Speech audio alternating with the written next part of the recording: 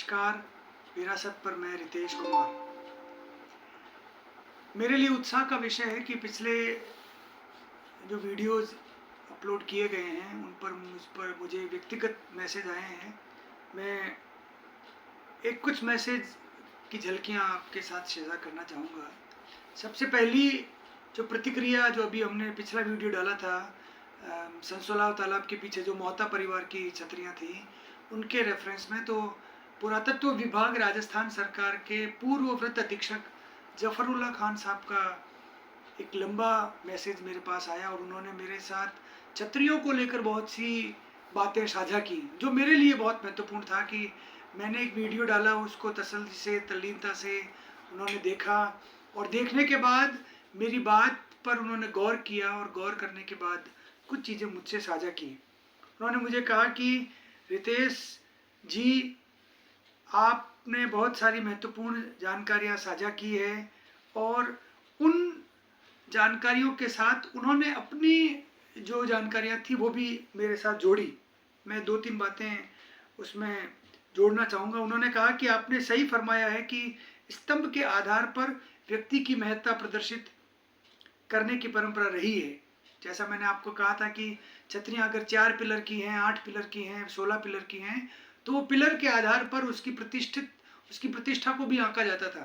लेकिन उन्होंने एक बात और साझा की मुझसे जो महत्वपूर्ण है छतरियों के संदर्भ में, कि जहाँ तक राज परिवार की छतरियों के समूह में 4 स्तंभ की छतरी बाल अवस्था को भी प्रमाणित करती है। उन्होंने कहा कि जो 4 स्तंभों की छतरी है वो छोटी उम्र की, फिर 8 उससे ज़्यादा उम्र की, और उन्होंने उसके संदर्भ में कहा है कि जैसा जयपुर के आसपास, आमेर के आसपास कछवाहा राजाओं की जो छतरियाँ हैं उनमें इस रेफरेंस को उन्होंने कोट किया। तो उन्होंने ये जरूर कहा कि चूंकि बीकानेर में राठौड़ राजवंश या उससे रिलेटेड छतरियाँ बनी थी, तो हो सकता है उसका जो माध्यम है या उसकी जो बात है उसमें कोई और रीज़न रहा होगा, लेकिन उन्होंने कछवाहा राजाओं की बात को उससे जोड़ा।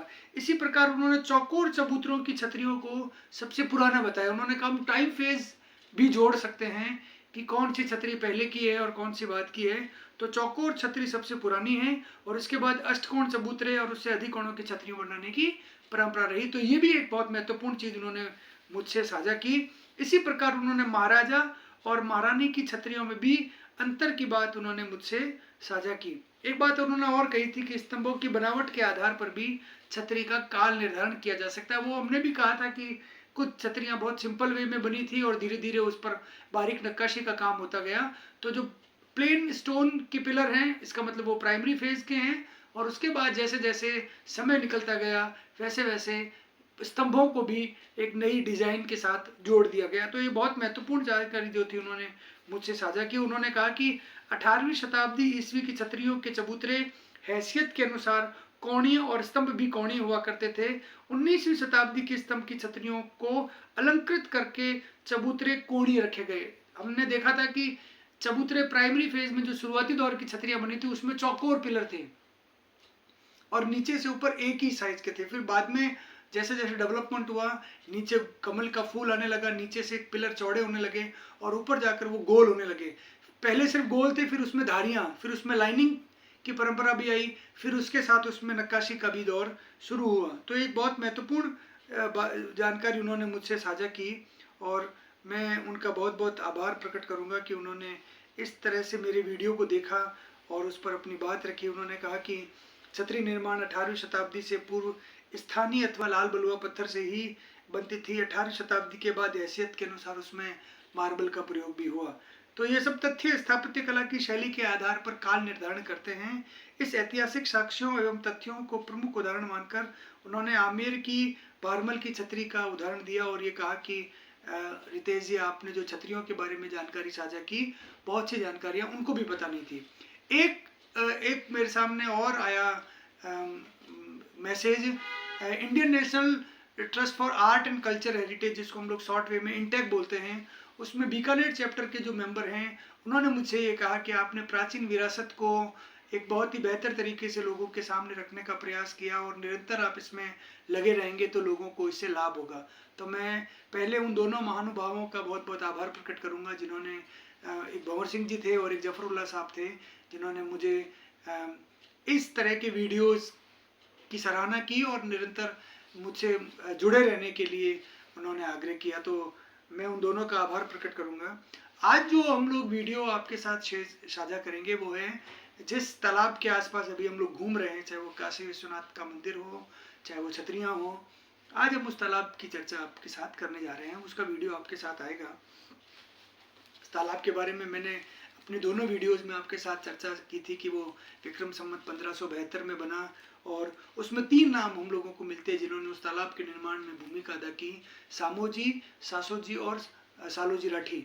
ये 3 लोग थे जिन्होंने स्टेप बाय स्टेप इस तालाब के निर्माण को आगे बढ़ाया। सबसे महत्वपूर्ण बात जो हमें पुजारी ने भी मंदिर के दौरान बताई थी कि 350 बीघा इस पूरे तालाब की आगोर है जहाँ से इसमें पानी आया करता था। आप अंदाजा लगा सकते हैं आज की तारीख में 350 बीघा का मतलब क्या है, कितना लंबा चौड़ा एरिया था जहाँ से इसमें पानी आता था। मैं एक बात, जब हम इसमें चारों तरफ घूम रहे थे तो हमें एक महत्वपूर्ण चीज़ और मिली कि इसके आसपास कुछ पुराने संतों का डेरा भी रहा है जो इस तालाब की प्राचीनता को इंगित करता है। एक नागा बाबा जो थे वो हरियाणा से आते थे, उनके साथ एक चेतनानंद जी थे, एक पहाड़ी बाबा थे।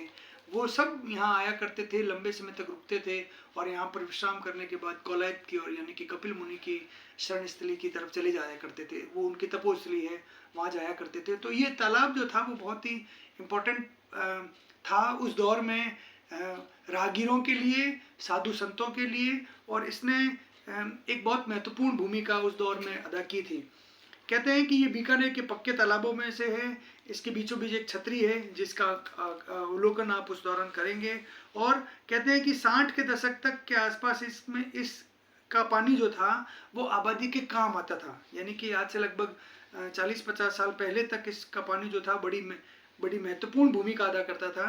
और कहते हैं कि इसमें गऊ घाट है और एक प्रणयार घाट के साथ साथ कुल 10 घाट बने हुए हैं जहाँ से आप इसके नीचे उतर सकते हैं।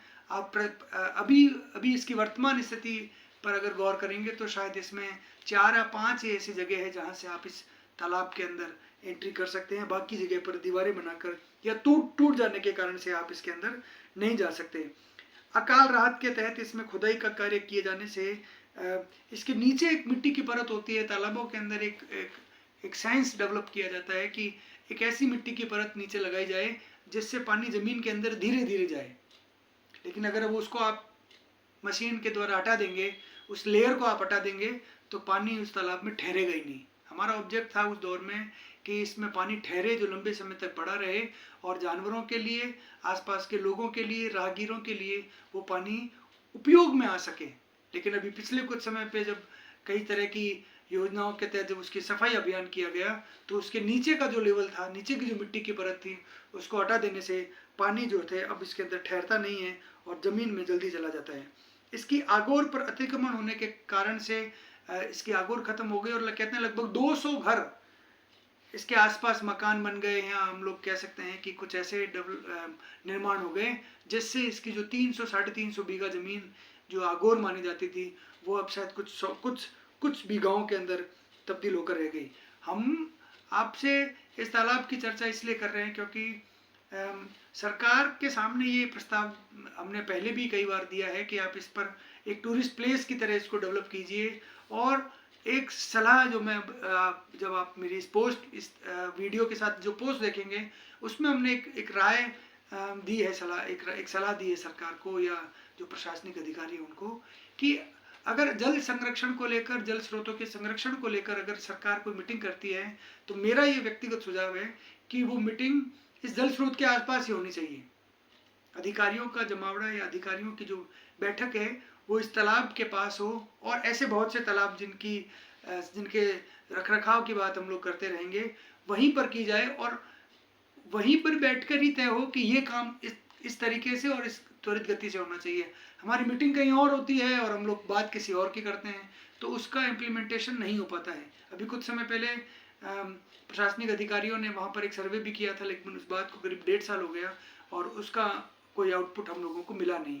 तो चाहते हैं कि वो जो जल स्रोत है जो हमारे बीकानेर की सबसे प्राचीन धरोहर के रूप में आज भी कायम है, लेकिन वो जिस ऑब्जेक्ट से बनाई गई थी वो नहीं है, तो उसका उद्देश्य पूरा होना चाहिए। तो हम लोग जो आज इस वीडियो में आपके साथ चीज़ें शेयर करेंगे, उसके अंदर पानी की आवक कैसे थी, उसमें एक समय जब इसमें पूरा पानी भरता था तब इसका किस तरह का माहौल था, उस पर हम आपसे इसमें चर्चा करेंगे। कहते हैं कि ये जो तालाब था करीब 20 से 25 फुट गहरा था, जो आज लगभग 15 फुट के आसपास ही रह गया, क्योंकि जो गर्द इसमें जम गई है उससे इसका लेवल बढ़ा है, लेकिन पानी आने का जो स्रोत था वो खत्म हो गया है। इस एक समय जब ये तालाब बहुत सुंदर दिखता था, तो इसके आसपास बहुत सारे मेले लगते थे। गणगौर में जब गणगौर का उत्सव खत्म होता है तब उसको पानी पिलाने के लिए लोग जल स्रोतों की तरफ जाते हैं, यहाँ आते थे लोग। सावन का पूरा एक महीना, वैशाख का महीना, इवन दैट आप देखेंगे कि जिस समय श्राद्ध पक्ष होता है तो तब जो तर्पण का काम होता है वो भी यहाँ पर बहुत से जो ब्राह्मण वर्ग के लोग हैं या जो तर्पण का कार्य करते हैं वो भी यहाँ पर लगभग 15 दिनों तक यहाँ तर्पण का काम करते थे। तो पूरा वर्ष जो था वो कार्तिक महीने में महिलाएं सुबह आती थी पीपल के पेड़ की पूजा करने के लिए। तो ये बहुत एक लंबा दौर चलता था इस जल स्रोत के, क्योंकि हम मानते हैं कि जो पानी का जो एक सेंटर पॉइंट होता है वो समाज को जोड़ने का काम करता है। सभी तरह की कम्युनिटी के लोग वहाँ पर इकट्ठे होते हैं, वहाँ बैठ के गीत गाते हैं, वहाँ पर बैठकर धार्मिक भजन गाते हैं। सोसाइटी एक जगह पर इकट्ठी होती है एक विशेष अवसरों पर। तो सब तालाब जो होता है वो समाज को जोड़ने का काम करता है, लेकिन जब से सूख चुका है आप अंदाजा लगा लीजिए तालाब भी अब अपनी समाज को भी उसने तोड़ने, एक तरीके से समाज टूटा तो तालाब ने भी अपनी भूमिका निभानी खत्म कर दी। तो हम लोग उसी उद्देश्य को लेकर इस तालाब पर आपके साथ मिले हैं। आप इस तालाब का थोड़ा सा अवलोकन करिए और इस पर अपनी राय पेश करिए। मेरे साथ अरुण बिस्सा होंगे जो लगभग 3 पीढ़ियों से यहाँ पर आ रहे हैं, और मैं चाहूँगा कि वो अपनी बात रखेंगे और इस तरह से आप इस पूरे तालाब को बेहतर तरीके से समझ पाएंगे कि इस तालाब की जो भूमिका थी वो कैसे निभाई गई। चलिए, अभी हम लोग खड़े हैं बीकानेर के सबसे प्राचीन लगभग 550 साल पुराने संसोलाव तालाब पर, और जो आप स्क्रीन पर देख रहे हैं ये इसके बीच की छतरी हुआ करती थी, जहाँ जो लगभग बरसात के टाइम पे पानी में डूब जाया करती थी। लेकिन आज हम लोगों की ही कमी के कारण, अदूरदर्शी सोच के कारण ये तालाब जो है वो अपनी वैभवता को होता जा रहा है। ये स्थितियाँ आप देख सकते हैं। तो ये स्थितियाँ क्यों हुई उस पर हम लोग बात करेंगे।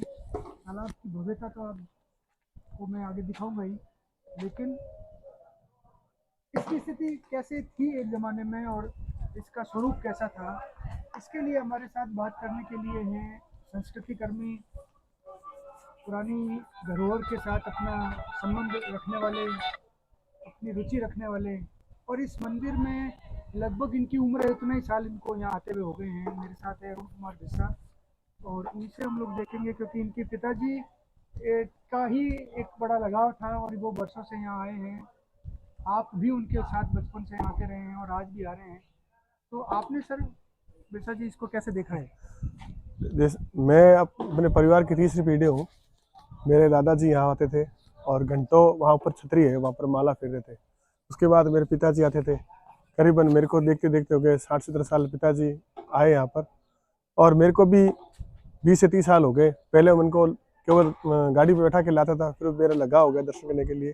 जब हम छोटे थे तब आपको बताया कि बीकानेर में एक सामूहिक भोज होता है जिसको बोलते हैं गोट, यानी सावन के मास में क्या होती है यहाँ पर गोट होती थी खूब, और ये तालाब पूरा भरा होता था पानी से एकदम लबालब। इसका जो पानी है वो बाहर तक आया होता था। और आगे बताएंगे आपको कि ऊपर से लोग गंठे मारते, जिसको स्विंग जंप कहते हैं, जिसको अपन यहाँ की मारवाड़ी भाषा में गंठे कहते थे। और ये इस तालाब की विशेषता क्या थी, इस तालाब के बीच में जो छतरी देख रहे हो आप, ये सेंटर पॉइंट था। जितने भी घाट है उसके बीच का ये सेंटर घाट है। तो जो नया तैराक होता था जिसको सांस की जैसे जल्दी फूल जाता था, तो उसके लिए एक ठहराव था, वो सांस खाने के लिए यहाँ रुक जाता था, फिर नई एनर्जी लेकर फिर वो तैरा था। तो यहाँ पर युवा बच्चे छोटे सब यहाँ पर खूब तैराकी सीखते थे, और यहाँ से तो तैराकी करके नेशनल तक खेले हुए हैं यहाँ पर। और ये बहुत रमणीक स्थान था बीकानेर वालों के लिए। और चातुर्मास यानी चौमासे में तो यहाँ पर खूब भीड़ रहती थी। और जो पूरा उसके ऊपर प्राचीन मंदिर है, काशी विश्वनाथ मंदिर, जिसके कारण हमें बीकानेर को छोटी काशी कहा जाता है। यह भी बहुत अच्छा मंदिर है, पुराना मंदिर है। यहाँ लोग घंटों बैठकर माला फेरते थे, तो सुख शांति का प्रतीक है। लेकिन यहाँ पर आजकल सरकार की अनदेखी हो गई है, इस वजह से देख लो आप ये क्या कंडीशन हो गई। युवा है जो यहाँ पर शराब के नशा, जुआ, इस प्रकार के नशा करते हैं। सुनसान एरिया होने की वजह से, यहाँ देख रेख नहीं होने की वजह से, यहाँ की जो मेंटेनेंस नहीं होने की वजह से ये अपनी जो है प्राचीनता खो रहे हैं। हमारे पुराने राजा महाराज, सेठ साहूकारों ने कुछ पैसे लगाकर, कुछ नई सोच कर उन्होंने इस प्रकार की ये चीज़ें बनाई थी। लेकिन हमारी जो अनदेखी के कारण से ये अपनी भव्यता खो रही है। जैसे यही देख लो आप, इसको बने हुए 106 साल हो गए, लेकिन देख रेख की नहीं होने की वजह से क्या हो रही है, ये है खत्म हो रही है। इसका पुराना जो इसका नाम था, जिसको मेंढकी की बगीचे के नाम से जाना जाता था। आप देख सकते हैं मोहता जी जो थे, मोहता मोतीलाल जी, उनको राय बहादुर की उपाधि थी। तो राय बहादुर की उपाधि उन्हीं को मिलती थी जो बीकानेर स्टेट के जो दीवान होते थे। बीकानेर स्टेट में उनका एक विशेष ओहदा होता था, उनको ही राय बहादुर की उपाधि दी जाती थी। तो आप भी देख सकते हैं कि चारों तरफ का एक पूरा परकोटा है, और एक लंबी 4 दीवारी इस तालाब की है। और मैं आपको कुछ चीज़ें दिखाऊंगा जो बेसिकली वाटर मैनेजमेंट को लेकर है, क्योंकि मैं जल स्रोतों पे काम करता हूँ। एक चीज़ मैं आपको दिखाऊंगा, जहाँ मैं भी खड़ा हूँ वो एक ऐसा एरिया है जहाँ से पानी आता था। ये पोर्शन आप देख सकते हैं, ये मेन रोड का मेन हाईवे से जो पानी होता था वो यहाँ से बहकर आता था। और कुछ ऐसी जगह पर, वहाँ पर फ्रंट पर ऐसी जगह बनी हुई है जहाँ पानी फिल्टर होकर आ जाता था। जहाँ पहले पानी फिल्टर होता था, पानी का जैसे लेवल ऊपर आता था, कचरा मिट्टी जारे नीचे बैठ जाते थे, पानी साफ होकर वहाँ चारों घाटों से अंदर आता था। तो इस वजह से ये जो तालाब है बहुत फेमस था, और पानी का एकदम पानी साफ था, जैसे इसको पी ले ऐसा पानी था। एक पोर्शन में और दिखाऊँ आपको, ये जो इलाका आप देख रहे हैं, ये जो नाला देख रहे हैं, ये नाला भी मेन हाईवे से जुड़ा था। और जहाँ मैं खड़ा हूँ अभी, ये पोर्शन यहाँ से होते हुए आप ये देखिए, ये जो इलाका है, ये जो नाला दिख रहा है, ये तालाब के अंदर जाता है। तो ये हाईवे से आने वाला पानी जो लंबा रास्ता जाता था, बीच में कई जगह पर फिल्टर होता था, और फिल्टर होने के बाद से ये पानी अंदर की ओर जाता था। और यहाँ से होने के बाद मैं आपको वो होल दिखाऊंगा जो यहाँ, ये जो पोर्शन दिख रहे हैं, इसके जस्ट पीछे की तरफ एक बड़ा होल है जहाँ से पानी अंदर आता था। तो पानी सिर्फ स्टोर करना इम्पोर्टेंट बात नहीं था। आगे देखिए नहीं है।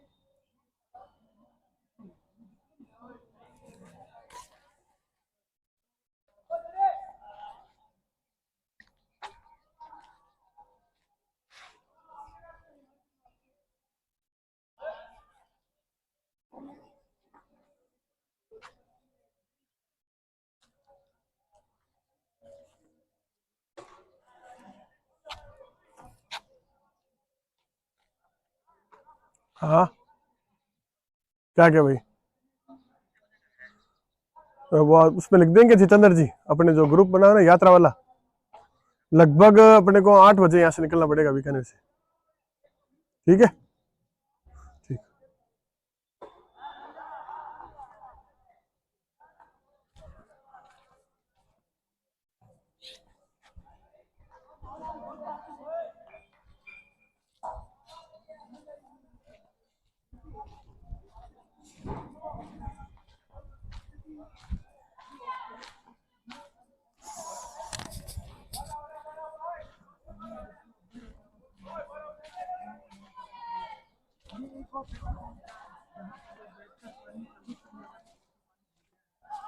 और ये एक पोर्शन था जहाँ से आप देखते हैं कि मेन सेंटर पॉइंट था, और उसके पीछे शिव मंदिर बना हुआ है।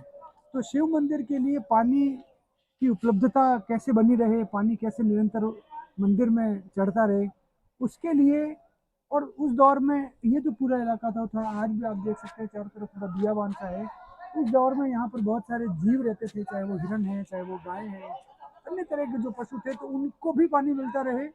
और मंदिर में आने वाले जो लोग थे, क्योंकि आज तो हमारे पास बहुत सारे साधन हैं, लेकिन उस दौर में हमारे पास साधन नहीं होते थे। तो उस साधन की कमी से क्या होता था कि लोग यहाँ आते थे, रुकते थे लंबे समय तक।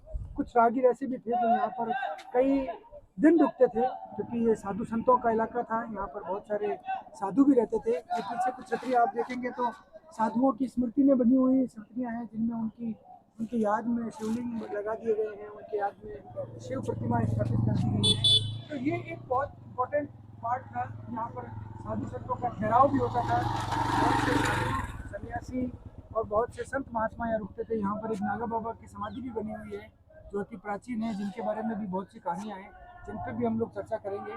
लेकिन इम्पोर्टेंट पार्ट था कि वहाँ पर यहाँ पर आने वाले व्यक्ति को पानी की कमी नहीं हो।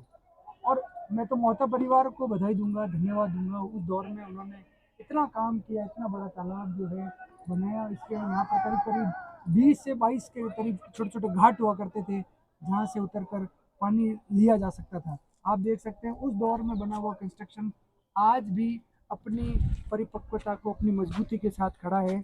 लेकिन दुर्भाग्य हमारा है कि 1572 में बना हुआ तालाब आज इसमें पानी क्यों नहीं है, उसका भी मैं एक कहते हैं ना कि भावनात्मक कारण बता देता हूँ। हम लोगों ने क्या कर दिया कि हम लोग अब कहाँ जाते हैं, हम स्विमिंग पूल में नहाने जाते हैं पैसे देकर। तो पूल पार्टी होती है बेसिकली, इसको भी हम लोग इंग्लिश में पूल ही बोलते हैं तालाब को। इसमें पानी आने का एक बड़ा कारण, ये नहीं आने का बड़ा कारण हो गया क्योंकि ये जानता है, ये तालाब खुद जानता है कि अभी मुझ में पानी भर भी जाएगा तो मेरा उपयोग क्या होगा। एक दौर था जब, जैसे विशा जी ने बताया, कि यहाँ पे सावन का पूरा महीना जो 30 दिन होते थे, सुबह और शाम यहाँ पर बीसों लोगों की भीड़ रहती थी, जो भगवान शिव की पूजा भी करते थे और साथ में इस तालाब का आनंद भी लेते थे। यहाँ बैठकर भोजन बनाते थे। और परिवार जो हमारे यहाँ, चूँकि उस दौर में संयुक्त परिवार हुआ करते थे, संयुक्त परिवारों की श्रृंखला में हमारे यहाँ पर पूरे के पूरे परिवार आया करते थे। लेकिन क्योंकि अब परिवार भी नहीं है और तालाब भी जानता है कि मुझ में पानी भर जाएगा तो मुझ में यहाँ कोई नहाने आएगा नहीं, तो तालाब ने भी ये उम्मीद करनी छोड़ दी कि मुझ में अगर पानी भर भी जाएगा तो मुझ में यहाँ उसका उसका उपयोग कौन करेगा। उस ऑब्जेक्ट को ध्यान में रखते हुए तालाब ने भी अब सोच लिया है कि मैं पानी भर भी लूँगा तो मेरा उपयोग कौन करेगा। इस खाली तालाब में, चाहे आप सावन के महीने में आएंगे, चाहे अभी अभी बैसाख का महीना चल रहा है, तब आप देख लीजिए थोड़ा बहुत पानी जो आया है वो काला है, उसमें जाने की स्थिति नहीं है। और ये हमें इस बात के लिए आगाह कर रहा है कि आपने अगर ऐसा ही मेरे साथ व्यवहार किया तो अभी ये जो पानी आपको दिख रहा है वो भी थोड़े दिनों के बाद नहीं दिखेगा। तो बीकानेर के सबसे पुराने तालाब पर हम लोग आज हैं और इसकी दुर्दशा आपके सामने है। हम उम्मीद करते हैं कि वीडियो जितना वायरल होगा, कहीं ना कहीं बड़े लोगों तक पहुंचेगा, चाहे वो जिला प्रशासन के लोग हों, चाहे नेताओं तक हो, और वो इसकी सुध लेने का प्रयास करेंगे कि नहीं, वास्तव में हमारी एक विरासत है। हम, चूँकि हमारा चैनल विरासत के नाम से है, तो हम लोग इन्हीं चीज़ों को साथ में लेकर चलेंगे। तो आज इस ऑब्जेक्ट को पूरा करने के लिए हम लोग आपके साथ जुड़े हैं। आपने हमें जितना स्नेह और जितना प्यार दिया है उसके लिए आभार, और हम उम्मीद करते हैं कि आप आगे भी इसी तरह के साथ हमारे साथ जुड़े रहेंगे। विशा जी का भी आभार प्रकट करूंगा कि उन्होंने हमें आज कुछ जानकारियाँ साझा की। और भी बहुत सी चीज़ें हैं जो हमारे साथ यहाँ पर रही हैं, जिन पर भी हम लोग निरंतर आपके साथ जानकारी साझा करते रहेंगे। हम लोग अभी संसोलाव तालाब पर हैं, बीकानेर में हैं, और बीकानेर के सबसे पुराने तालाब पर हैं। धन्यवाद।